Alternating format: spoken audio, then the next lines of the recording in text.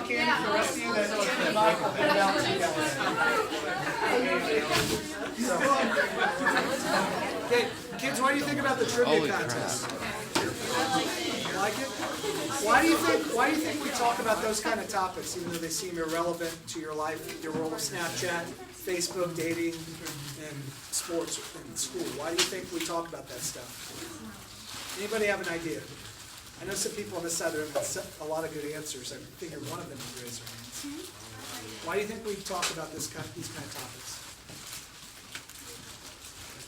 The reason why these kind of topics are important is if you invest in yourself in building knowledge, you can communicate and cultivate relationships with just about anybody. That's why these are important. You might meet somebody, you might be working at Cerner. Who here knows what Cerner is? Okay. You might be working at Cerner, and your neighbor is from Cawker City.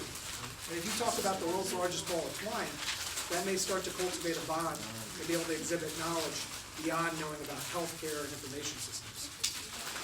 You'll see this come into handy more so when you get into college and beyond. It may be the case now, but it's something that's really important to be always accumulating knowledge. Who here knows what these are? Cards. My dad used to write down words when he was reading they didn't know and put them on index cards and would read them at stoplights and memorize meanings of words. If you can expand your vocabulary, that will help you immensely in that sense. And that's what these things go to the heart of, is learning, whether it's reading, vocabulary, speaking abilities. You constantly are working on it, or believe you be credible and do a good job with those. They'll really help you in life. But we will move on to the part of the topics today, and we'll go on to, I guess we want to talk about happiness and case studies and other things. Okay. And the Marcus Financial Plan. Marcus Financial Plan. Okay. So Tim wanted me to talk about what goes into some decision making. You guys have probably heard of pros and cons, and you've heard of. Have you talked about Dave Ramsey's 7 baby steps yet? Yeah. Yes. Okay. With our plan, the way our firm does it, and Dave has a good method, and a lot of people follow it. Is the first thing we do is we assess the financial situation. So if I'm talking to him as a prospective client, I'm figuring out, okay, what kind of assets does he have? What kind of liabilities? Is he going to inherit money in the future? Does he have insurance, life, disability, health? What does the financial picture take the shape of? I know in Dave's plan, the first step is, let's see here. Who knows the first step in Dave's plan? Have $1,000. What was it? So have $1,000 Have $1,000 in savings. So it's a little bit different. You can see it deviates from the first step of Dave's plan. Once you've assessed a financial situation, you ask questions such as, how involved do you like to be in the assets of your management? Do you have an estate plan? What's your financial situation going to be going forward? Is it going to change in the future? And are you responsible for anyone else's care? What are your financial goals, and do you like to be involved? I went to a meeting a week ago with a married couple who has a fierce income, early 30s, maybe around $200,000, which is a lot of money for a household. I talked to them maybe 15% of the time in that meeting. That's part of that assessing the financial situation. I'm not here to talk to them. I'm here to learn about them and to see if it's a good fit. Once you've done that, you can go through and you can look and see, there's a risk tolerance questionnaire that asks questions to determine their investment experience and what kind of risk they can accept. Do you think they'd be a bit different for an 80-year-old versus a 20-year-old to have portfolios? Do you think they'd be the same or different, and why? Who here wants to try to talk about it? Go ahead. It would be different because the 80-year-old has like a greater chance of running into health issues. That's a good answer. Yeah, 80-year-old has a greater chance of having health issues. They've got less life left. So if we experience a market downturn or correction, then they have less time to recover. So an 80-year-old is going to be, on the whole, generally much more conservative than a 20-year-old who has almost their whole life ahead of them to make back money if the market does go against them. So once we figure out their risk tolerance, their financial situation, how involved they want to be, we do what's called a high-level portfolio review. And we come in and we look at everything and we say, okay, we think you should stay put in this area, we think you should change this area, we think you should implement these kind of new actions as part of your comprehensive financial plan. Once we put that together, we have a follow-up meeting, and we start to map out a way that we can assist them. I think Tim is writing down notes over there. I'm putting down your financial plan Thank you very as much. best as I can recall. And a big thing we do is we answer questions every step of the way, and we are transparent. So we talk about not only our fees, the way we do business, but the fact with us is we're going through this, we try and ingrain in them the fact that we're always gonna do what's in their best interest, and we're always gonna be there in terms of communicating in a timely and effective manner, and we stay on top of the financial markets. You probably think there are a lot of financially savvy people in the world, and we do deal with some of them, and what we tell them is, this is something that's a full-time job. Do you really wanna leave your job at Cerner and go home and do this kind of work? You'd rather have somebody take care of it and alleviate the burden. So on these steps, what we do is, in the follow-up meeting is, we go through and we map out how we can help them, and once we do that, then we have a determination if it's a good fit or not, and we proceed from there. Some of the goals, it just depends on what their goals are. You might have somebody that's wealthy that comes in that says, I wanna do a foundation. You may have somebody that says, I wanna pay off my student loan debt in 5 years. We let the goals, their financial background, how involved they wanna be, drive the decisions. Whereas Dave has more of a calculated, okay, these are 1 through 7, save $1,000, work your way up to 3 to 6 month emergency savings, boom, boom, boom, work your way down, save for college funding and so forth, investments, max out retirement. Ours is more of let that initial financial assessment shape the relationship and shape what steps we go. It's more like a shotgun that comes out like this. Dave's is more of a step 1, 2, 3, 4, 5, 6, 7. So it's a little bit different, has a little bit more flexibility. Dave's are a lot of times really applicable to people that have a hard time managing their own money, don't have financial discipline. I think Tim would agree with that. Although it can be used for everybody. I read the book, The Total Money Makeover, just so I would make sure I knew what he was about several years ago. So, does anyone have any questions at this point? I'll come up for air. Do you have any questions? I already see some glazed over looks. Oh, that's not good. Tim wanted me to talk about happiness. Who here thinks they know what the key is to happiness? I just want to hear a few different opinions. Anybody have any thoughts on that? Soul. Explain. You want to elaborate on that?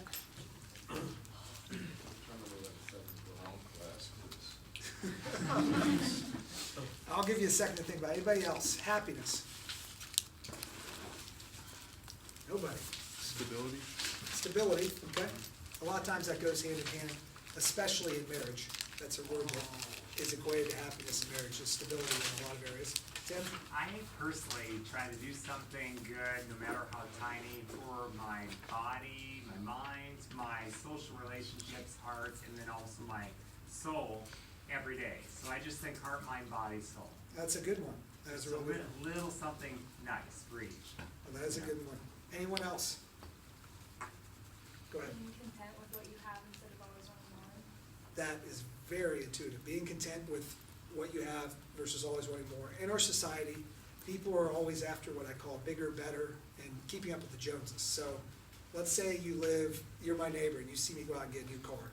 You think, I've got to get as good a car, a nicer new car. It's flawed logic because it causes a lot of people to spend beyond their means in society. And it's something that a lot of people, it's a simple concept, but they don't grasp it. Not only will you fall short if you derive your happiness from materialism and the infinite pursuit of it, but you're also going to have other areas in life that will struggle because of that. That is an excellent point.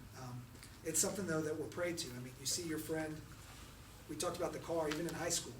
Does anyone want to take a guess what I drove in high school to start off? Anyone want to take a guess? Even though I went to Rockhurst, still let that fool you. Anyone want to take a guess? I drove a wood panel station wagon, similar to the one from National Lampoon's Vacation. And I had that little bit of an inferiority complex. I'm seeing my other buddies driving sports cars and stuff. I'm like, why do I have to drive the grocery getter? But I eventually became content with it, and I realized, hey, this can hold a lot of people, and this is a good method of transportation. And that just goes to the heart of that. It can happen in various points of life. Excellent. Has anyone here heard of this book, Resisting Happiness, by Matthew Kelly? Do you guys know who Matthew Kelly is? Okay. Did anyone go hear him speak when he was in town earlier this year? Anybody did? So Resisting Happiness talks about how we are going against the grain when it comes to our own happiness. I highly encourage you to read this book because I really think he is onto something about overall total happiness in life. My own take on happiness, much along the lines of Tim, doing things to make the world a better place, doing something for ourselves. I may not look like I'm in the most shape here, I've got a little bit of a powder keg down here, but I still try to exercise every day. I try to eat right, try to do things like reading something inspirational. I saw a story, who here heard of the girl that broke her leg in the college softball playoffs? Did anyone ever hear that story? And she hit a home run? What happened in that story? Well, like she ended up, she hit her home run, like broke her leg, and then like the team, like the members of like the other team, like ended up carrying her around the bases because like the home run wouldn't count if she didn't touch home, and like your own teammates can't touch you or you lose. Excellent, yes, that's to a T what happened. This happened a couple years ago, I believe. And I try to read stories like that versus so-and-so was shot at 10th and Troost. I mean, I know that stuff goes on, but try to feed with positive inputs, much along the lines of what Tim said. Positive inputs, positive people. I used to run around and I had my share of fun in high school and college. I do not need to get into details on that, but I realized that over time that I needed to surround myself with the right people. Sometimes I didn't, and when I didn't, I made bad decisions, and it affected my reputation. And it all goes back to happiness. And at times I was second guessing myself, and what may have seemed cool at the time, I regretted later on. So happiness requires all these ingredients, and it's not necessarily a one-size-fits-all. Matthew Kelly, Tim, myself, other people that you've talked to have a good grip on it, but you need to figure out what makes you happy. And hopefully it all flows from your relationship with Christ and being content in your own skin. Did you guys remember the speaker last year, Chris Aaron? You guys sleeping through that? I thought it was one of the best speeches I've ever heard. Wait, he talked about being content in your own skin, just like you said. And that's key. And he looked around and he shared that example of those 4 girls that wore a purple shirt and got made fun of at a presentation. Does anyone remember that? They got made fun of, and yet they were content in their own skin, content in sticking to who they were. I digress. So resisting happiness is great. We talked about positives all the way around. Something I do with happiness, something that's key for me is I try to keep my self-esteem up, my confidence up, and I try to come up with healthy habits.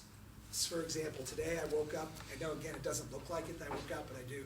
I woke up at just after 5 o'clock this morning, went and worked out. And I feel a night and day difference than if I slept in and was just munching on some Cheetos and just gradually getting up and being like whatever. Those kind of habits can go a long ways to helping contribute to your happiness in life. Also, one last thing on happiness, avoid the victim mentality. Who here knows who Stephen Tujak is? Okay, so you know, who here knows the story, what happened to him a few years ago? Okay, you don't need to share it. I'll sum it up in a good way for those of you who don't know. He had to forfeit a match because of a policy in the Archdiocese. And he was destined to probably be a state champion.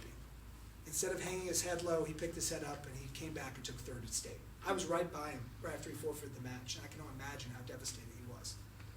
But that's the kind of thing of staying positive. He stayed positive. He could have let it get me down and said, well, this is awful, and why do I have to do this? I don't agree with this, but he stayed positive. And I'm trying to use the St. James examples because I figured you've heard of these people versus random ones, although I pulled in the softball one because that was a national one on that end of things. So avoiding the victim, woe is me mentality on that is important because there's a lot of negative influences. If we let us get us down, it will hold you back in a lot of areas in life. So I've touched on happiness. I think it's a good point to get into some case studies now. Do you guys have those for me? Did we need those? Did I need this in the media center? I'll run and get it. Or you guys can just raise your hand and ask the questions you wrote down. Yeah, you guys can just go ahead. Jordan's got 2 or 3 to start us off with, and I'll run and get it. Just like anything. It could be, think of like financial situations or questions along those lines. I can provide a couple for you and ask you guys what you think they should do. I can manufacture a few, but I want to hear what you guys have to say. You tell me. So basically, like when people say, Wait, listen up. when people say like money buys happiness, like what would you say like to that? What did I say to that? The comment was, when people say money buys happiness, what would you say to that? The way I look at it is like this. When I was in high school, I ran around with a fat wad of money. Actually, it was a 20, and then one's inside and the 20 on the inside. And I thought that was cool as could be. And I thought money was the be-all, end-all, that I'd have a Ferrari. And I realized when I stopped pursuing that in the business world, and I started focusing on the things that matter, faith, family, and being content in my own skin, that I was on a much better trajectory and I was much more happy. And it takes being there and going through it to really see it, to be able to weigh in on that. But it's something that you can see. Let me give you an example. I have a fraternity brother who grew up off 18 of Loch Lloyd, had everything given to him. Had a movie theater that seats 100 people in his basement, growing up in high school. I mean, cool as can be. Here I grew up in this house over by Oak Park Mall, and nothing too crazy, and here he's got all this. Yet, there are times you could see that he wasn't happy, despite having everything. And that's what you think you draw upon as experiences like that, in that sense, because when you boil down to it, what's gonna happen if you lose everything tomorrow? And you put all your happiness in material possessions and other things that don't do good for you. That's what's gonna happen. And I use a logical argument, is basically what I'm tying it into, to make that, because I know many rich friends of mine that are miserable, that would give it up in a heartbeat to be happy. They can't quite figure it out, that happiness goes beyond material possessions. It doesn't mean that nice things aren't all right to have. I mean, this is a nice shirt, nice pants, but it shouldn't be our main aim in life. But when it comes to investing, still it's all right to put aside a lot of money and do that and build for your future, because you don't know what's gonna happen. I mean, Michael, Tim, and I might end up in a nursing home for 10 years when we're older. And that's expensive. Right now, it's around $6,000 a month for a nursing home. That's a lot of money, $72,000 a year. But with the happiness, the aspect of it, one of the things Tim mentioned, a bit of giving. Who here knows what the position is on our tithing? Anyone have an idea? 20%. 20%? Boy, if everybody can contribute 20%, that'd be great. 10%. And does anyone know what that consists of? What it's supposed to be? Go ahead. It's like 5% to your parish, 4% to charities of your choice, and 1% to something that is not either of those. Wow, well, very well versed. Yeah, it's a breakdown. If you find as you give, the more you give in life, they say pay it forward, the better off you'll be. And I know I'm sort of walking off track from this, but it all ties into that principle of materialism not being the be all end all. I've seen people lose considerable sums of wealth. I had a client that had $1.5 million when they retired, and ended up spending all of it and having to move in with their son and daughter-in-law. I mean, that's pretty, and you could see a change because they thought, hey, we're in great shape, this is awesome. And the change in life, the only thing that could help us overcome that is to put their trust in God and to have happiness derived from the right reasons and right methods. Good question to start. Anybody else? Go ahead. Okay. Like from like a financial perspective, would it make more sense to pay off like a student loan or like a car loan first? Like say you have both at the same time, because like I know student loans tend to have like lower interest rates. That's a good question. You pay off a student loan or car loan. Some of you will be in the situation coming out of college, your high school car breaks down, you have to get a new car, you're paying off student loans, what do? Which you pay off more aggressively. Well, Dave, I know he talks about the debt snowball, paying off the smallest debt first. But when you're looking at interest rates, like if, let's say they're both equal, they're both $10,000 loans, your student loans and your car loan, one's at 5%, one's at 3%, you pay off more aggressively the 5% to avoid the interest. And you have to look at the tax ramifications on things. If it's a house, you can deduct your interest each year. So if it's a house versus a car loan, you can't deduct the interest on a car loan. So you want to pay off the car loan more aggressively on that end of things, leave the house in place, and go about that way. Because you don't want to pay any more than you have to out of pocket for the interest charges. Good question. Other questions? I'm putting you on the spot. Go ahead. Do you think it's worth it to go to a more prestigious college and like get a better Oh, education? one of my favorite questions. Did I bring this up in your class, Mike? Did I talk about that in your class? About prestigious college? I don't think we did. Okay, excellent. Very good question. She asked, should you go to a more prestigious college or should you go to something more practical with a similar area of specialty? I am a little counterintuitive when it comes to this. I went to TCU. It's a very expensive private college. But that did not shape my view on this. My view is this: if you can go to KU, K-State, MU, Rocker's expensive, Pitt State, pick Northwest Missouri State, pick a school, and they have a degree in something that's similar to another school that you're interested in that's like 3-4 times the cost.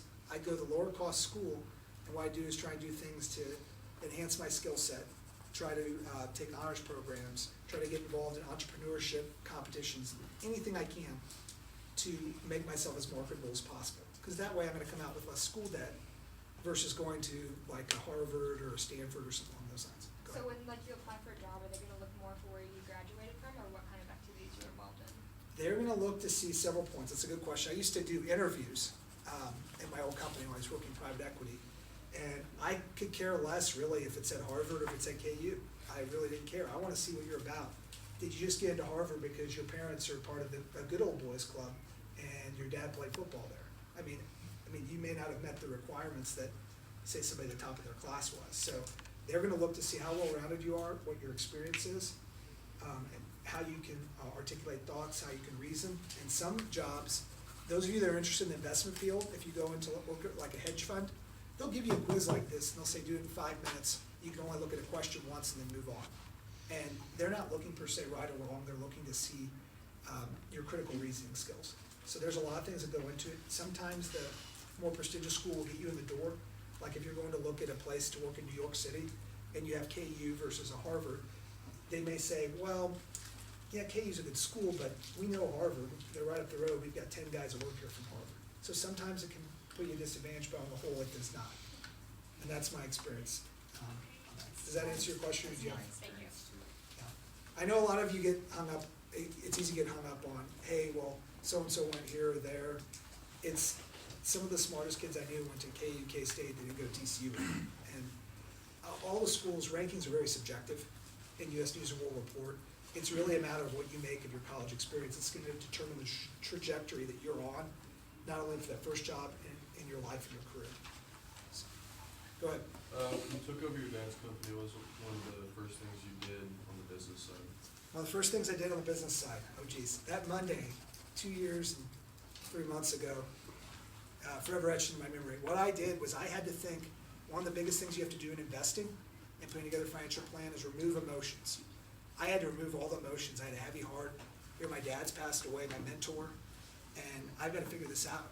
Yeah, I had years of experience, but I've got to figure out what the right step is, or else I'll lose a lot of the clients, if not all of them. So I constructed a strategy, a communication to the clients to let them know what was happening, and then proceed to immediately set up meetings with them. Because I wanted to get their buy-in, that they understood how I do business going forward, and that they could believe in me, and that I'm not just some young kid that's green, that even though I was lacking having about 3 less decades of experience than my dad. That was the first thing I did right out of the gate. The second thing I did was call our company's attorneys and a bunch of other people, because I needed to make sure I was doing everything the right way, because it was a change in ownership.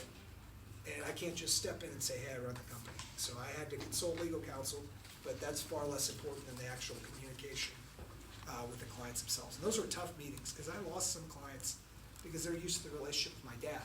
And they saw me as someone in their 30s, they're like, this guy isn't in his 60s. And this is somebody that has a lot less knowledge. And I understood that. So, very good question. Any other questions before we get into case studies? What would you say the worst mistake people do in finances coming out of high school or college? Live beyond their means. And I think back, I didn't go on spring break till senior year of college. Let's say you have $1,500 in your bank account. You're like, hey, I want to go with all my girlfriends here to Puerto Vallarta, to Mexico. I just picked Mexico because a lot of kids go to Mexico in high school. If you go out and you spend your money, say $1,200 or $1,500 on savings on that, and you depleted your savings, that probably wouldn't be a fiscally wise decision. A lot of times kids live for the here and now, and then they don't think about the long game. I have a good friend of mine who started a lawn mowing business, middle school, still runs it to this day, even though he works for a major accounting firm in town. And he's built up wealth considerably by doing that. So I think a lot of times we think, okay, we think what will make us happy now, what will give us joy, and we just do it. Oh, well, do I really need this Coach bag that's $500, or could I deal with the knockoff that's 20? I mean, those kind of decisions, just not being practical. Does that make sense? Good question. Any other questions? What did you say your company's name was? Premier Financial Partners is the new name of the firm. I partnered with my childhood friend, and I used my old name for marketing purposes. I don't want to spend too much time on this, but so Premier Financial Partners, we are headquartered in St. Louis, but we also have an office here as well in Kansas City. Any other questions? Got some doozies for me, Mike? All right, the first one, is buying a home a good investment? Okay. It just depends on what point you are in life is the way I answer this. A lot of people, has anyone here heard, well, if you keep renting out of college, you're an idiot, you're throwing money away? Has anyone ever heard that? I disagree with that vehemently because, and I just talked about this today with my business coach. We actually have a consultant that deals with our company, and he meets on a weekly basis with us. When if you're paying $400 a month, let's say you're coming out of college, let's say you come out of college, you've got a buddy who has a house down on the plaza, and he's like, hey, move in for $400 a month, or go buy or you decide, well, do I go buy this house and have to pay $800 a month for mortgage plus utilities plus everything else? What do you think is the wiser decision? House. The house. Why do you think that? Because somebody could kick me out of my own house.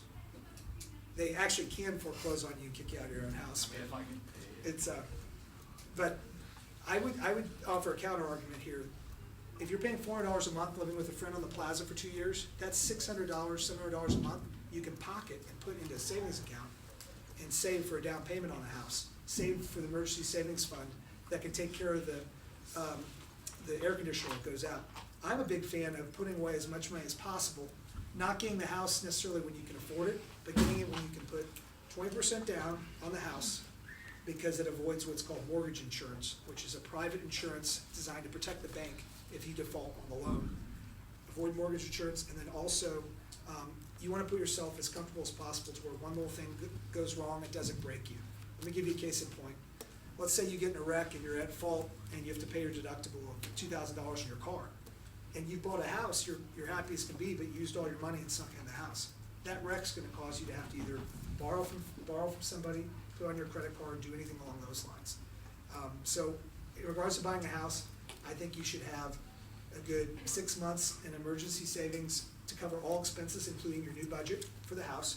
Put 20% down, and once you're at that point, then I think you should buy a house. Otherwise, I don't think it makes sense. Tim, does that align with your That's logic? very close to what Dave would say. Almost, yeah. Almost Very- word for word. I almost did not, I synonymous. just said that off the cuff on my true belief. I did not rip that off of Dave, I promise. Go ahead. What if you buy a house and then, like, let's say you buy a 4-bedroom house and you lose 1 bedroom, what if you just rent out the 3 bedrooms? Would that cover your mortgage? She said, what if you buy a house, rent out the other bedrooms? The issue with that you run into, there's a lot of laws that protect tenants. We call them squatter laws. Being in mortgage banking, I know this extensively. So let's say you have a difficult roommate, they have a contract. It's difficult to evict them. They may end up trashing your place, they may end up doing any one of a number of things, and it's tough to go after somebody if they damage your property. It's something you're gonna spend so much in legal bills. So unless you know people that you trust through and through, it is a good proposition on the surface, but there's a lot of complications that come from it. But it does help you pay it, but what happens if your roommates move out and then you're stuck with a mortgage for months and a year? It puts you in a financial crunch. It is good to do it, but do it under the premise that you're paying the whole payment, all the utilities, everything. Use that extra money, if you've got roommates, to set it aside and pay down your mortgage more quickly, build up more savings, do more investments. Tim and I know somebody here in town, who will remain nameless, who has had roommates the last 15 years. His mortgage is just about to be paid off. He's had people he trusts, and he's been able to pay it off on the back of their rent payments, but he could afford it on his own. Does that answer your question? Well, and just related to him, personally, I feel like roommate selection has been maybe the most important thing that he's done. He's always chosen people that he thinks are super reliable. I think that's been key. I don't know what's your opinion. No, I agree with that. We had a question in the back here. One of you gentlemen, raise your hand. Oh, okay, so like, do you invest, and if you do, like, what do you invest in? Okay. The way I invest, our method has been over the years, you have some advisors that put people in mutual funds and construct portfolios that way. Our method has been to research individual companies, so like the Cerners, the Sprints, the Googles, the Amazons of the world. And we take a look at a risk tolerance questionnaire and say, okay, this is your risk appetite, this is your investment experience, here's a good construction of a portfolio, and that's a good segue into this. I wrote this article about modern portfolio theory. Harry Markowitz crafted this, talking about how many stocks in a portfolio does it take to achieve optimal diversification. And you have seen over the years it progressed from 10 to 20 to now it's like 35 to 40. Some people even say closer to 60, 70, or 100. So you figure out a broad range of assets classes to invest in, and you put together a portfolio with the guide of the the risk tolerance and the investment objectives. And we do that through research, looking at, okay, what's the price to earnings ratio?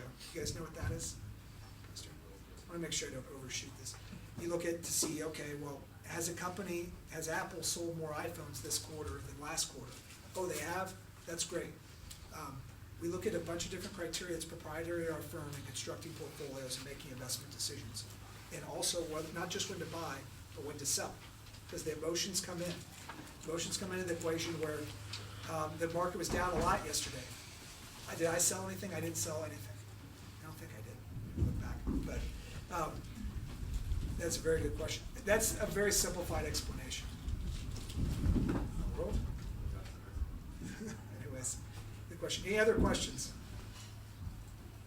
Yes. So for like the money and savings, I've heard that just like putting money in savings account and letting it sit there is like a waste of it. Would it be better to like invest it in like an index fund instead?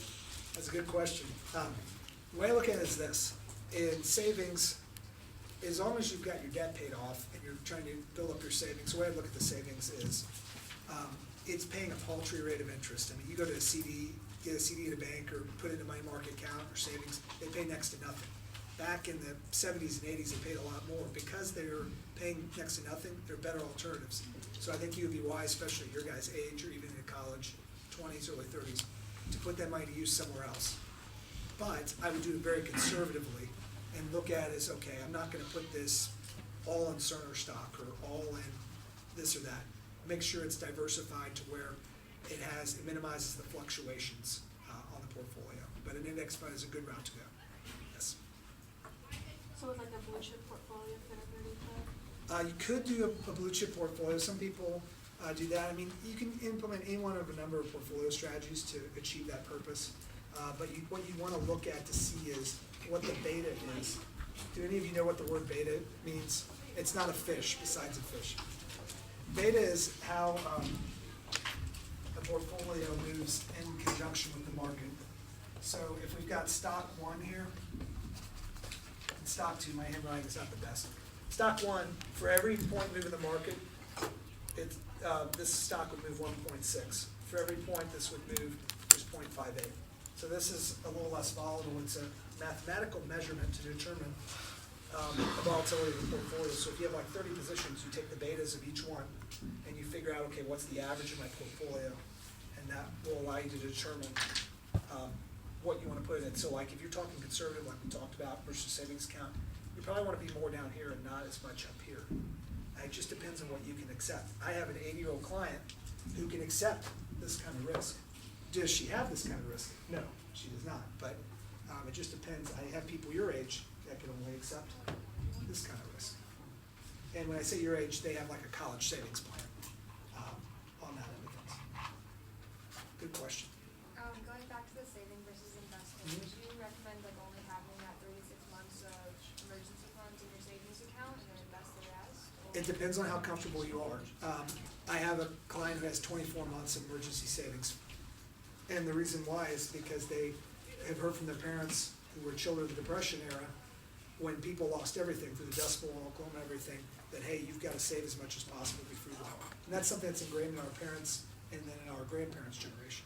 So if for you, you feel comfortable that hey, I can get by with only 3 months, then do it. If you think, well, hey, I want to be a little more sure of myself, a little more stable ground, go 6, 9, 12. You just have to ask yourself. And there are things you could do, and part of the things, you guys are investing in your future here, not only in your class, and whatever wisdom you decide to take away, if you take any wisdom away from me today. You guys are investing in your future in this kind of stuff, and when it comes to those sorts of things, there's always things you can do to get by. So let's say you lose your job, and you burn through the 3 months. You don't have to wait till month 3 to get a pizza delivery job or to do an office job. There's things you can do part-time to be making money, to put yourself in a good position, even if you are already like working full-time. And I think of stories like my buddy who worked at UPS nights, several nights a week when we were right out of college. He had a great corporate job here in town, but he was able to build up that emergency savings much quicker than just working within the context of his own budget. Good question. Other questions? Ann? Out of all your life experiences from family to career, do you find that risks are worth taking? Do I find that risks are worth taking? That's a good question. From all my experiences from life to career, do I find risks are worth taking? I take a lot of risk in life, so I do. But the way I look at it is this: you don't just take a risk. Like, I'm not gonna run right now and dive through that window and just think that I'm gonna make it through and not tear up myself with shards of glass. That'd be risk. It seems like it'd be pretty daredevilish and cool, but that's not a kind of risk I'm gonna take when I say risk. When I look at risk, I look at calculated risks. For example, like what college you're gonna go to. Maybe you have 5 in mind, and maybe each of them have different points, and you say, I'm gonna take this calculated risk that going to KU or K-State and being in the honors program is gonna be much better than being at Harvard and coming out with all this student loan debt. Calculated risk. I'm gonna go with one that you may be starting to get into. I figure since you're in high school you did. I didn't do much of this in high school, but like dating, calculated risk. Do I ask the scroller guy up? Calculated risk there. Just an example, trying to put a light spin on this. Calculated risk investing. Do I buy my house at this point? Do I spread my money among several investment advisors? Do I manage it myself? Do I invest in my friend next to me's company who's come up with the next great app? Do I put $5,000 of my $10,000 of savings with her?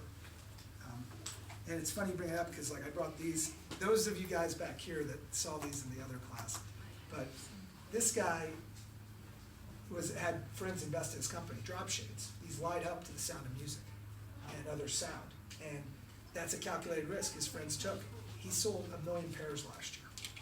And he went to TCU with me, but he's way younger than me, so I didn't know him until after college. Yes, Tim? Okay, just briefly, Mr. Consiglio and I were happening to be talking about this first hour this morning because we both have free time. This whole idea of like risk taking.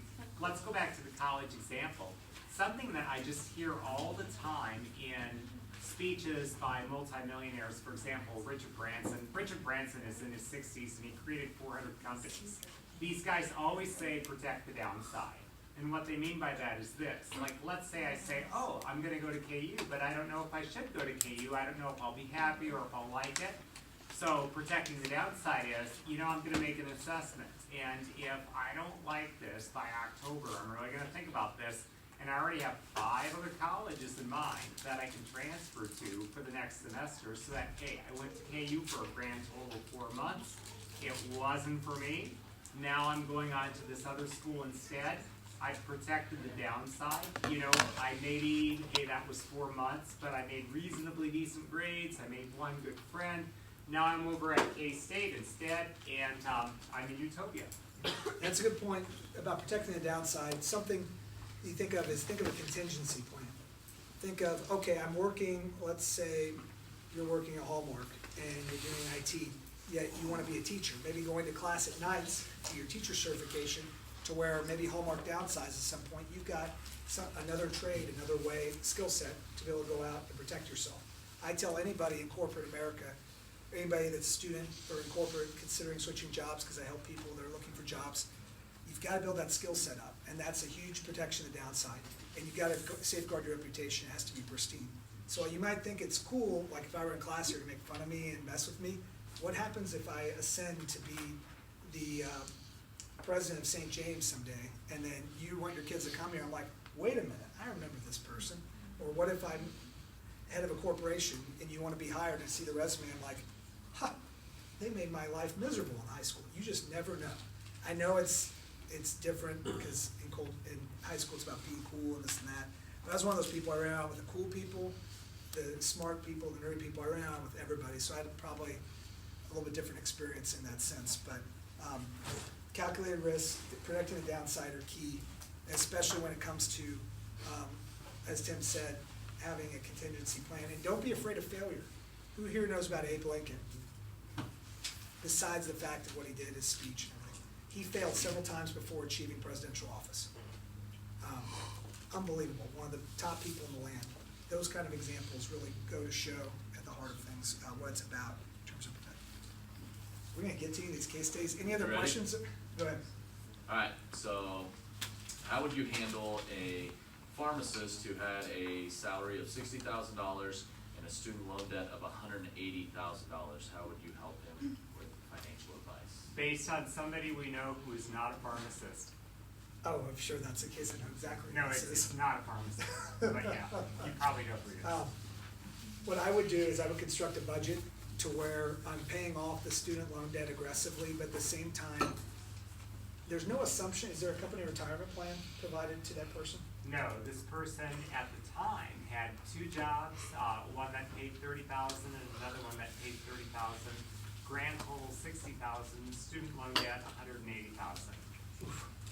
What I would do is I would figure out a schedule and figure out, okay, I wanna pay off my student loan debt over X number of years. How am I gonna do it? And I would say, okay, if my target is 10 years, I'd figure out what I need to set aside each month and use an amortization schedule, which shows the payment each month, and then pay extra each month if I have leftover money in my budget. I would also, though, put a little money aside to utilize the IRA contribution deduction, as much as I could that I felt comfortable within my budget. It could be just $100 a month, because the sooner you start putting money away for your future, the sooner it starts to compound. Next case. Alright, next one. A teenager, 18 years old, is making $50 an hour as a figure skating coach. She is thinking about college, and she has three possible decisions. A, no college, just work, learn, and expand her business. B, go to college, major in something related or unrelated, and give up her business while she goes to college. C, go to college and keep working 15 to 20 hours per week. On the business venture. Ooh, that's a doozy. Again, this should give you guys an idea of my appetite for risk. I would consider C as the safe route to go to college and keep the business in place, because you don't want to see all the hard work you put in go by the wayside or let someone else capitalize it. Although I would tend to gravitate towards the first one. I would talk to business mentors, friends, family, people I trust. There's a company here in town called Dimensional Innovations. They help take ideas and make them a reality, making prototypes. They're down off of I-35 near Antioch. Has anyone ever seen that huge building down there, right where I-35 bends on your way to downtown? It says Dimensional Innovations. They develop these kind of products, so I would pull in someone like that and either do it full-time or go to college and have them help me and bring in some consultants and have some people run the business and bring in a leadership team and give away some ownership, but not too much ownership to where I lose my majority and still keep just over 50% of the ownership. But I would go after, if it's that novel of a concept, that innovative an idea, I would go after it and not go to college and learn on my own everything I could about the industry, because some of the most brilliant minds didn't go to college. I'm not saying don't go to college. I'm just answering on this particular question. Next one. My broker is getting me a 4.5% return and chalks it up to the housing crash of 2008 and the lost decade. Meanwhile, index funds have returned 300% since March 6, 2009. How do I fire my broker and invest in index funds or get a better broker? What you can do is you can look at your portfolio compared to not just a major market benchmark like the S&P 500, but what you can do is take a look and see, okay, I evaluate a few other brokers and see their strategy and see how they have performed over the years, and see something where maybe you put money half and half an index, half with another broker that you trust. But the biggest thing is a combination of competency, integrity, and being able to clearly communicate with you and being able to understand you. That's the way you do it. And what I'd approach your current broker with, if you're unsatisfied with performance, I wouldn't just quietly leave. I'd just talk to them and say, hey, I've been disappointed with the performance. I'm going to evaluate some other options and give them a chance to speak. It's the right thing to do. But know in the back of your mind, hey, if you don't like the fact that the strategy that they have, the trajectory they have you on, or if they're going to change course, then you can go ahead and look at other options. But the key thing is index funds do have a great return. However, there are people that can return what's called, who knows what that symbol is? Oh shoot, did I do that right? I meant to do an alpha. Isn't that what that is? Okay. Alpha is how portfolio managers are measured, myself included. How did we compete? How did we compare based off of a major index? What return did we provide? So for someone's returned 11% and you got 9 for the indexes, you got alpha of 2. So that's the value the portfolio manager provides. So what you can do is you can go out there, you can find someone like a guy named Bill Miller of Legg Mason, who goes who's the exception to this rule, he beat the S&P 500 for 15 years straight, and you can find someone like that. There are reputable portfolio managers out there. You just need to find someone that can help you get to achieving your goals. And you can do hybrid. You don't have to give all your money to a financial planner. You can maybe go half and half and manage some of it yourself. It does take a lot of time. But if you throw in an index fund, over time, historical rate of return's been just shy of 10%, dating back to the inception of the markets in the early 1900s. So you can't go wrong either way, whether you outsource it or whether you put it in an index fund. If you want to chase this extra 2% or whatever it might be, you can go after it, or if you're fine just sticking with index, that's fine as well. That sounds very PC, but that's my belief. That's not bad. And I wrote down the key points. And how do financial planners get paid? How do we get paid? There's three ways. There's commission, which you're paid on each trade. There's fee-based, and there's fee only. So, commission paid on every trade. The problem with this is that if I've got an investment account for you with $100,000 and I'm only getting paid per trade, I'm gonna be inclined to churn the account, to trade it, to make money, and not necessarily do what's in your best interest and keep holdings in there that should remain in the account. Fee-based, percentage of assets under management. So this is the way we do business. We've done it since 1988. We were one of the few firms that did that when we talk to people in our business. I don't know if any of your parents here are financial planners, but ask them about if somebody went fee-based in 1988, would they have been one of the first people? And they'll tell you we were. It's something that it's in the client's best interest because you're not incentivized to trade. You're paid on a percentage of assets under management. Case in point, let's say the account's worth $110,000 at the end of the first quarter, and let's say during the quarter it was worth like $105,000, and you started with 100. And I apologize for the handwriting. We take an average daily value, so this is the average value, and we take a percent, and it's divided up into quarters during the year, and that's how we're paid. So we're incentivized to do well for you. Up here, there's not as much accountability. I'm paid regardless of what I do on your account because I'm getting commission on each trade. And fee only, this is like a flat fee, and the terminology does vary. Let's say I'm going to charge you $2,500 a year, so you can call me as much as you want, do this and that. It's irrespective of the performance. But the way some hedge funds are done, does anyone here know what a hedge fund is? Private equity? Okay. Should I dive into that or no? If you can do a short definition. Okay. Hedge funds hold themselves out as like specialist portfolio managers. They get into various investments. Like they bought in a lot to like Facebook when Facebook had their IPO. With hedge funds, when you pay for them, you not only pay a fee, but they share in the appreciation of the profits because they're so high level and they're so exclusive. So they may not only charge a percentage, they may say, well, we made you $20,000 this year, we're gonna take $5,000 of that. So hedge funds, as simplistic and as quick explanation I can do, hedge funds are very specialized investment entities that pull together high net worth investors, and they invest in various alternative and regular conventional assets such as like Facebook and other things that are private entities. I think I addressed the compensation, yes. What makes them so exclusive? Is it that like they invest a lot of money? It's because the fact that like, unless, for example, there's some hedge funds that you can only invest with them if you have net worth of $2 million. Well, how many people here, it's not many, I highly doubt many parents here at St. James have $2 million. So you may be talking about a handful of people. Look at the broader spectrum like Kansas City, handful of people. It's an exclusive group of people. What they connotate with is they say, okay, because you've got that kind of wealth, they equate it to you being a sophisticated investor, you having the knowledge to be able to make informed decisions about investments that may not be as liquid. So they're investing in things that you may not get your money out of for 10, 15 years.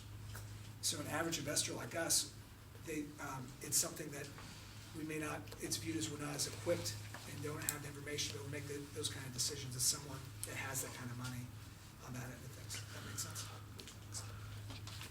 Let's say I'm 17 or 18 and I just don't want to wait. I'd like to start a lawn mowing business or a cupcake business, or I want to tutor people in algebra or science, or I want to be a hitting coach in baseball.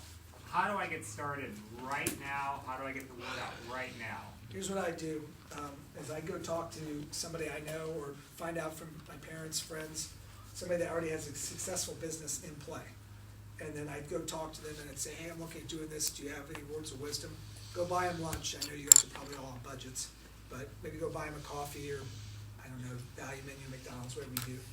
Tap into that knowledge, and along with any other people you trust in your life, I'm sure you have people you view as mentors, tap into that knowledge, and then write something up, and then run it by them again. And you wanna plan as much as possible before you roll it out, because if you don't roll it out the right way, you're not gonna get traction. When I did a lawnmowing business, took away around flyers around the neighborhood. And they knew me, cause they'd see me running around the neighborhood and stuff, but took around flyers, and it got a lot of traction, but I talked to other people before starting that. You wanna make sure you're thorough and doing that. You're gonna stub your toe early on, you're gonna run into some adversity, but talking to people that have been there, that are already successful, is a great way to go to be able to pull in their methods that have, their tried true methods that have worked. You don't have to reinvent the wheel. You don't have to go out there and be the next Mark Zuckerberg. You can go out there and be somebody that invents an app or does something along those lines. Good question. Where should I go to open up a Roth IRA, assuming I want to start up a Roth IRA now? Roth IRA, you can go and you can open up directly in what's called a retail account, so you can go down the road to like a Scottrade, a TD Ameritrade, any one of a number of investment firms. If your parents have a relationship with somebody, you could go to their broker or to their brokerage house, whoever they're dealing with, and set one up. It's really pretty simple. You just have to fill out some paperwork, and then you have to fund it with a check. You do have to go through background check. It's all Patriot Act. Anybody here know what the Patriot Act is about?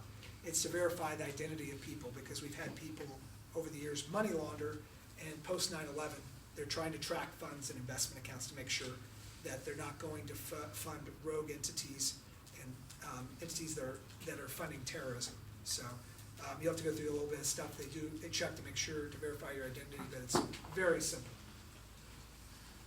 In regards to buying a car, do you suggest used car, new car, leasing a car? I suggest, depends on your point in life. My sister just went through this. She's got that, a lot of student loan debt. I'll leave it at that, from Michigan and from going to graduate school. But she just went out and decided to lease a really cool SUV. And I walked her through it, and I wonder if she took my advice. But with that decision, you have to look at where you're at, because there are times where a lease makes sense if you're only gonna hold a car and you want something new every few years. But if you want something reliable, my frame of mind is you go buy, you look at the ratings out there, J.D. Power and Associates, Consumer Reports, go through, see what you like, but look at and find out what's the most reliable amongst the options that you like. And I would buy something that's a used car that fits within your budget, or that you can buy ideally for cash. For example, Toyota has some of the best ratings in the industry. I know a couple families, they're good friends of mine, they will only buy Toyota, and they have, for example, one vehicle has 220,000 miles on it, still running strong for about 20 years ago.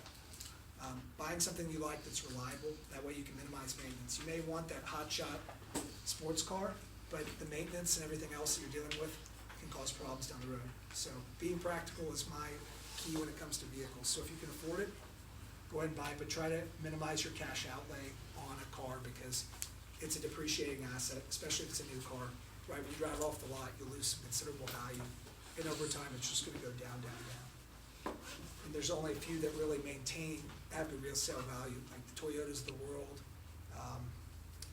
Hondas, Toyotas come to mind. You know, it seems a little anti-American, but go look at the rankings, they speak for themselves.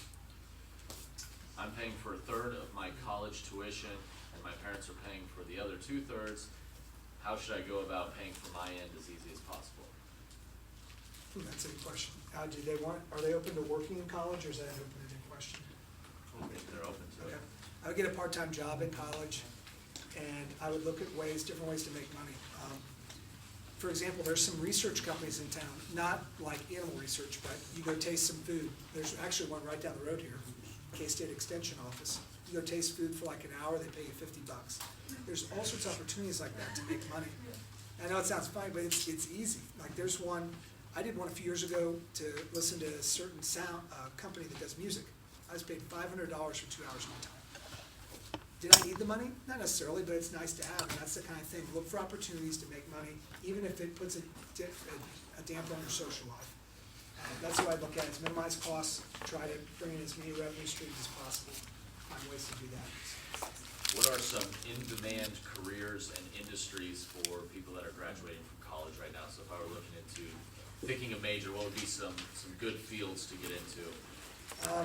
I like accounting as one of the, our field I could recommend, however, the burnout rate in our field, attrition is huge. I have a buddy who works at another major financial firm in town. In his original training class, there were 20. I think a year later, there are 2 left.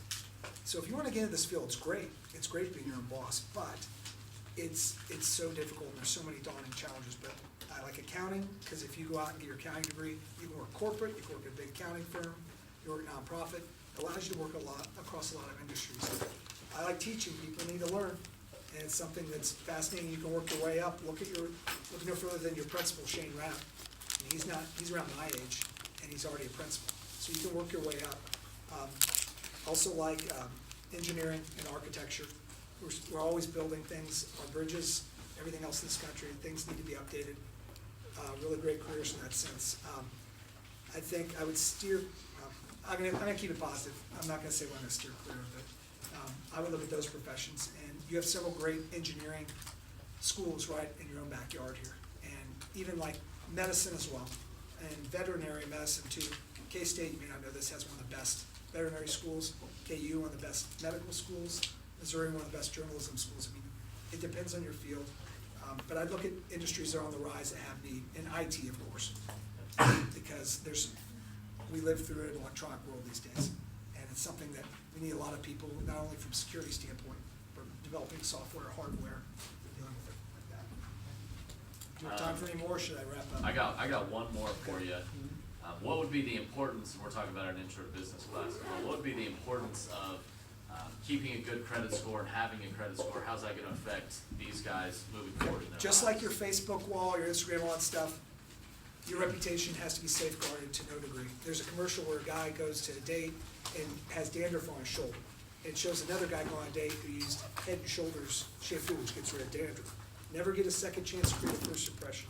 So with your credit score, you may not know this, but when you go interview for jobs, a lot of times they'll pull your credit now. And if they see that you're a deadbeat that's defaulted on several obligations and gone to collections, that could be the difference between you being hired or not.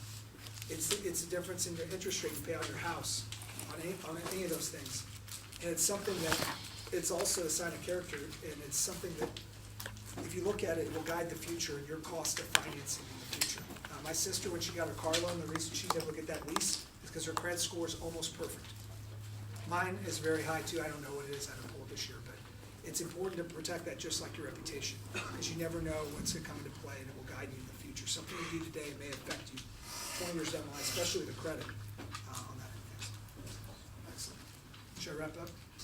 Okay, excellent. Well, I've got some documents, a recommended reading list that they'll provide. Also a 4-year employment manual that helps you get the job of your dreams, and bits of wisdom, which I didn't really get into. I did this last year, but bits of wisdom that Tim and Michael will share with you.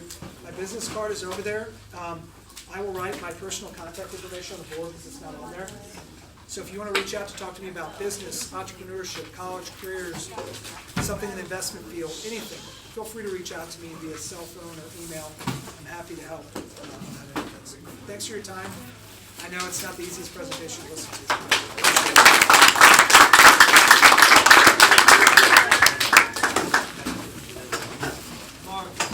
Make sure you guys